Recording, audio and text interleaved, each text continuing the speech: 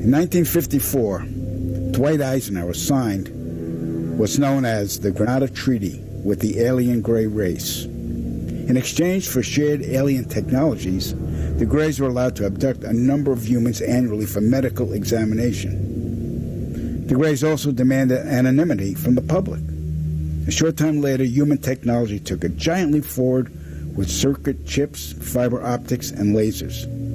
The Granada Treaty is still active today, but the number of human abductions has increased, despite objections from the world governments. Now, the really interesting part. Every year, at least 8 million children go missing in the world. I can attest that 1/3 of them are abducted by government operatives and transported to any one of the 1,477 underground military installations on the planet, then imprisoned for the remainder of their lives.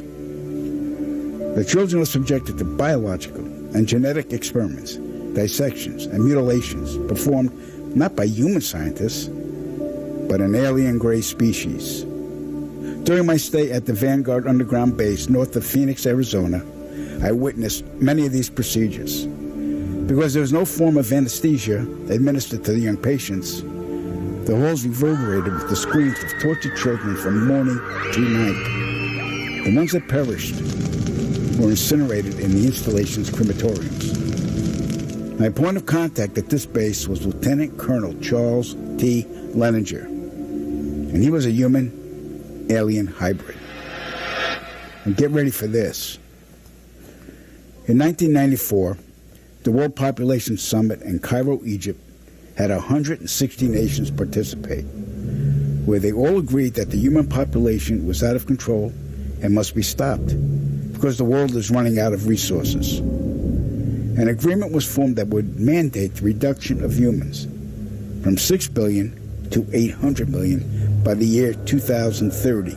This meant finding a method or methods to wipe out nearly 95% of the population. Solutions were discovered, investigated, tested, then created, and have been in full force since. The procedures have been inflicted onto the human race are as follows. 1.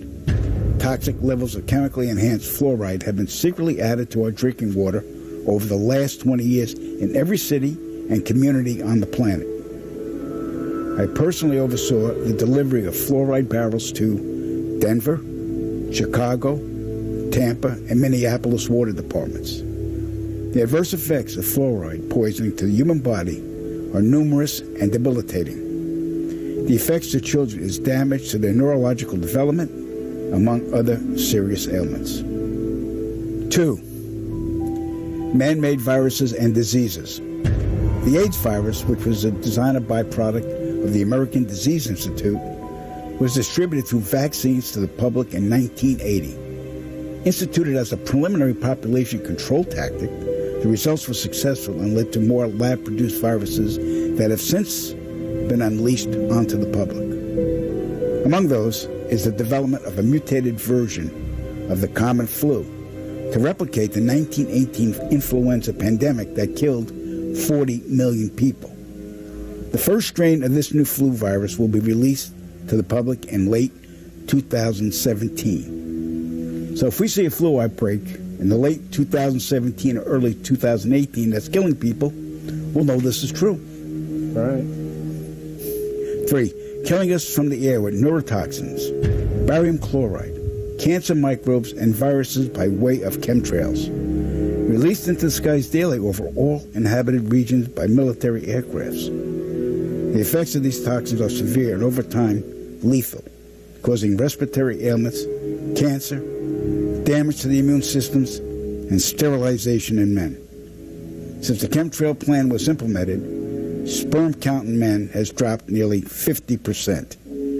If this isn't reversed soon, the human race will face early extinction. Now the grand finale. This is some scary shit. In March 1997, an event known as the Phoenix Lights became the most infamous UFO sighting in history. A mile-wide vessel, clearly not man-made, flew slowly and silently over the state of Arizona and was witnessed by 10,000 people, including the governor of Arizona. To date, there has been no reasonable explanation. But for every witness interviewed, the craft was as real as anything they'd ever seen. Their lives were transformed. They now believe that we truly are not alone. However, there is another truth, for I know what they really saw. In 1986, while stationed at an underground installation near Boulder, Colorado, I was introduced to Project Skybeam by Lieutenant General Andrew Garris.